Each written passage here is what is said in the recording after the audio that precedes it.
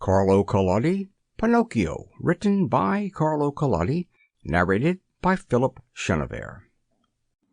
Chapter 1 of Pinocchio. Recording by Phil Chenevert.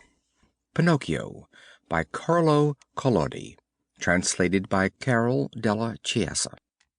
Chapter 1. The piece of wood that laughed and cried like a child. There was once upon a time a piece of wood in the shop of an old carpenter named Master Antonio.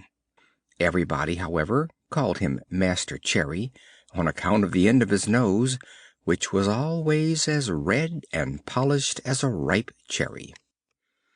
No sooner had Master Cherry set eyes on the piece of wood than his face beamed with delight, and, rubbing his hands together with satisfaction, he said softly to himself, "This wood has come at the right moment. It will just do to make the leg of a little table." He immediately took a sharp axe with which to remove the bark and the rough surface, but just as he was going to give the first stroke, he heard a very small voice say imploringly, "Do not strike me so hard." He turned his terrified eyes all round the room to try and discover where the little voice could possibly have come from, but he saw nobody. He looked under the bench.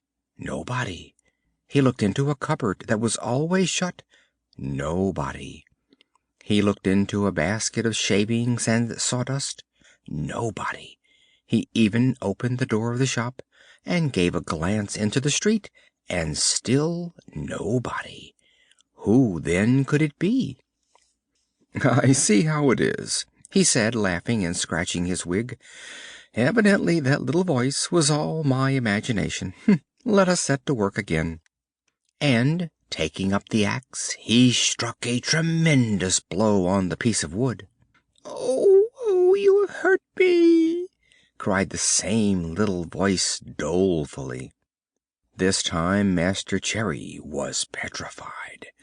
His eyes started out of his head with fright, his mouth remained open, and his tongue hung out almost to the end of his chin, like a mask on a fountain. As soon as he had recovered the use of his speech, he began to say, stuttering and trembling with fear, "But where on earth can that little voice have come from? Oh, oh! Is it possible that this piece of wood can have learned to cry and to lament like a child? I cannot believe it.